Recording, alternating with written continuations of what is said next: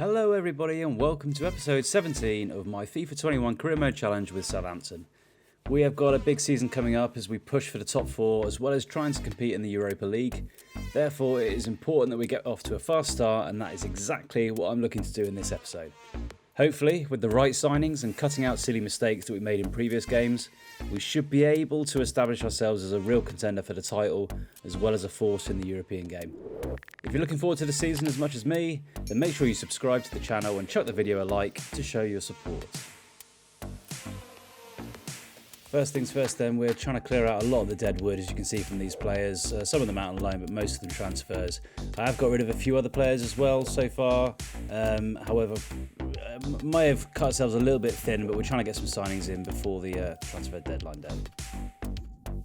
In fact, you can see from the squad we've got here, apart from the first 11, which is pretty much the same, most of the reserves are youngsters or people we're trying to get rid of. So we're going to have to build up some of the depth in this squad to try and compete in this Europa League as well as the league and domestic competitions. Before we move on to the first game of the season, though, we'll have a quick look at the objectives that have been set. Surprisingly, you winning the Europa League is the one of the main objectives, which is concerning as it's our first time in it for a couple of years at least, certainly in this game. We've already sold 2 players and we need to bring in a couple more. That will sort out that objective there, as well as the Europa League. Most of these are pretty achievable, I think. It shouldn't really be a big problem. Financial side of things, we tend to make a profit, so that shouldn't be a drama either. Domestic success then, finishing the Europa League spot. I'm looking for more than that, as well as reaching the semi-final of the FA Cup and winning the Europa League, as I've already said. Main areas I'm looking to strengthen with the team then are the wide areas, so both wing backs and the attacking midfielders. Looking at a couple of players there, Brandon Williams, and I'm not even going to try and pronounce that guy's name, for Stade Rennes. I'll be putting some polls out on my Twitter to see which one I should go for. Both seem pretty good. They're both pretty pacey, which is the main thing I always like. Can get back, get forwards quickly. We tend to attack down the wings quite a lot, so the other one's going to be go for. And we'll look to fill those positions before the end of the transfer window. But right now, we'll move on with that first game of the season against Aston Villa at home to see if we can start the season off with a bang and get those 3 points to put us up in a good spot. Welcome to St Mary's here on the south coast of England. I'm Derek Ray, joined for commentary by former England international Lee Dixon, and there are few more enjoyable days on the football calendar than opening day in the Premier League. So if you watch the episodes from the first season, you won't be surprised with our starting lineup. It's pretty much as we ended the last season. Douglas Luiz coming back to play his old team here as well, which is a big one for him. And our 40-goal man from last year, Danny Ings, up front, hoping to pick up where he left off last time. Villa are certainly a team who are strong in attack, might be able to catch them out in defence. They've gone to 4 at the back now instead of 5 I think they had before. A few new signings in there, a few names I'm not entirely sure of, but Ollie Watkins, Jack Grealish, up front are always a struggle. So this is one of those prime examples of a team that we slipped up against last year. I think they beat us 4-1, I think it was, away from home that was. But these are the kind of matches we really should be looking to dominate and win quite easily. So let's see how we get on. We had a decent pre-season. We won the tournament that we entered there, so we should be fairly sharp. And there's a good start down the left-hand wing there from Genepo. Chance here then for James Ward-Prowse to put a decent ball in. Danny Ings in the middle. Fox in the box gets his header in, and it's a fantastic save on the goal line there from their player. We had a really good chance there to put us early up in the lead, but it's good early signs, I think, there. No surprise there, Villa putting it out to their danger man Jack Grealish. And he twists and turns and lays a nice little ball into Serdar. He's a bit lucky there against Bednarek, but he's taken it inside Salisu and has a shot, but it's straight at McCarthy, and there's an early warning sign of what they're capable of. Well, apart from that early first chance from the corner, we've struggled to really put our stamp on this game so far, but we've got a chance here. We've finally got Danny Ings able to turn against their back four. Lovely ball out to Stuart Armstrong, and he can put a ball across to McKennie, but it's well defended there, and we should be able to get that ball back. I have no idea what Armstrong was doing there, but he's managed to give away the throw in. But more promising signs down the wings. We haven't got Redmond available at the moment, so it's Stuart Armstrong out on the wing. He's not as quick as I'd like. I do like pacey wingers. And Grealish he had in mind. But a tackle. I've got a ball back in a decent area there. And it's a nice little ball inside from Grealish. He's behind our back four now. They've got a player in the middle. We've got to try and get back. Bednarek's back there, but he's been pushed off the ball. Villa score 1-0. Exactly what we didn't want. This is exactly how they hit us last time as well. Really disappointing there. I thought Bednarek was going to get that header. Well, as we see again, that's how to score goals. Get the ball into the box from wide areas. And what a great finish as well. Good connection with the ball, leaving the goalkeeper absolutely...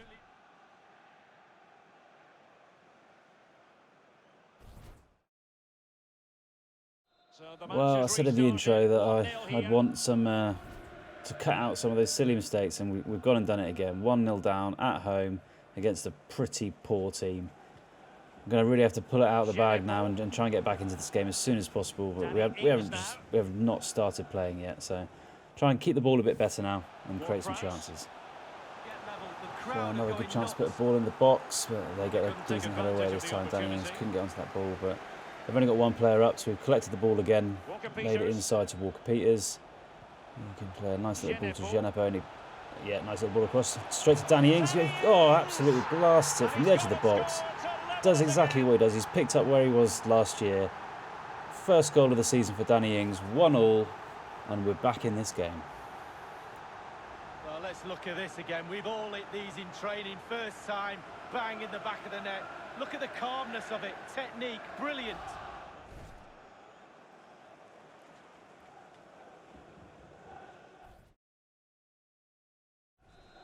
Exactly what we needed after that awful first goal to give away. Straight back in this game, and we can push ahead now and try and get that dominance that we really need.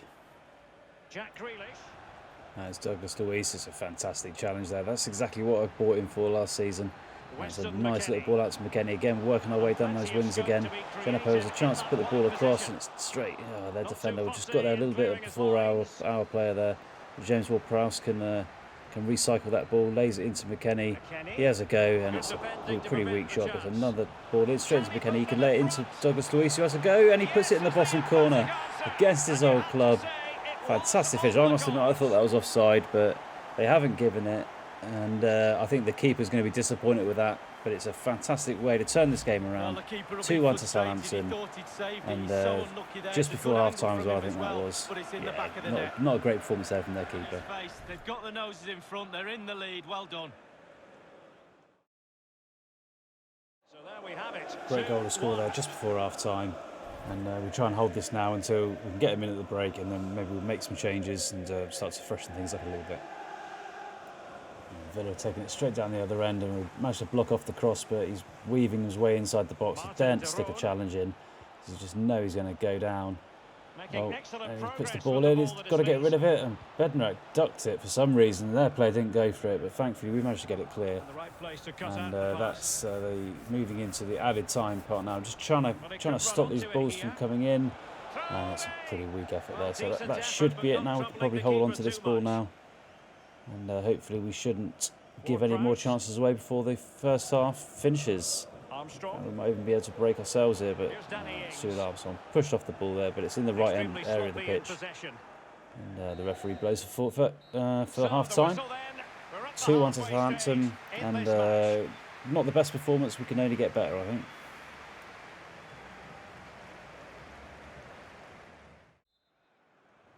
So, start the second half then. I really don't want to sit back and try and protect this lead. I want to try and push on and get a couple more goals. I think this team are there for the taking, but they have got a little bit of danger with the 3 men up front like we play. So we'll have to keep an eye on that. So, fairly quiet start to the second half, but we kept the ball pretty well, I must admit. We've limited their chances, which I suppose is probably the more important thing out of all this, but we can try and create something ourselves here. We've got an overload on the left-hand side. Genepo's in at the back. So we can get to the byline and pull up across. Oh, McKennie didn't quite get onto it. I think it went to the wrong person, really. But great header by Stuart Armstrong there off the back of his head. But yeah, disappointing. Another missed opportunity there. Villa have got the ball back up there, and we've overcommitted, and we've left Ryan Bertrand well out of position, and that's their chance to get in behind. Bertrand Traore, it's a fantastic challenge there from Bednarek. He had to time that one well. Salisu got caught napping a bit there, but chance for Aston Villa now to put the ball into the box. Jack Grealish with the cross, and James Ward-Prowse, quite an easy header there.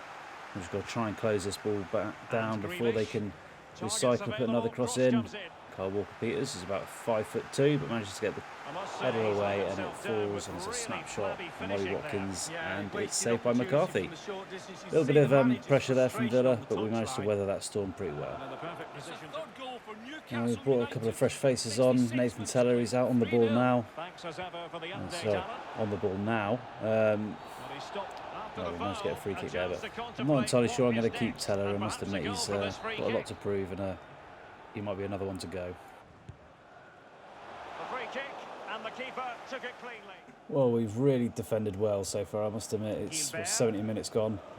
I've hardly had a chance in the second half, and that's Jack Grealish with a header there. That's probably the closest they've come to a goal in the second half, and that's saying something.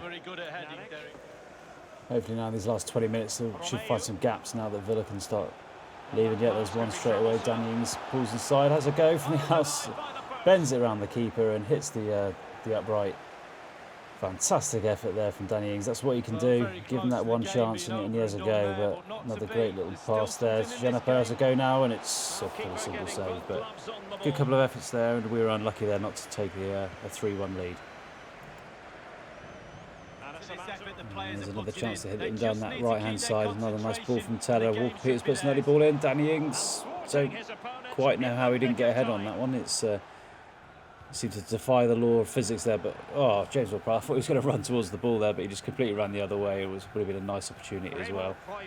But another good chance. Are we going to rue these missed opportunities? And again, we're just completely shut out. Aston Villa there. They haven't had I don't think they've had a shot on target in the second half, which is really disappointing on their half. But another good opportunity for Jenapo. Can he stick a ball across the keeper, and he misses the far post? And that is probably why we need to replace him as well, I think.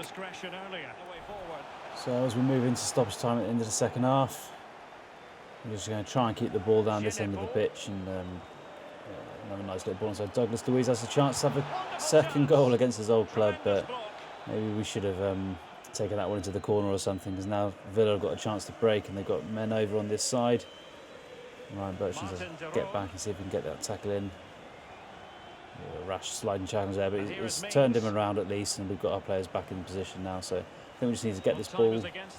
Douglas Luiz again, fantastic, and that's it. End of the second half, end of the match. 2-1 win for Southampton.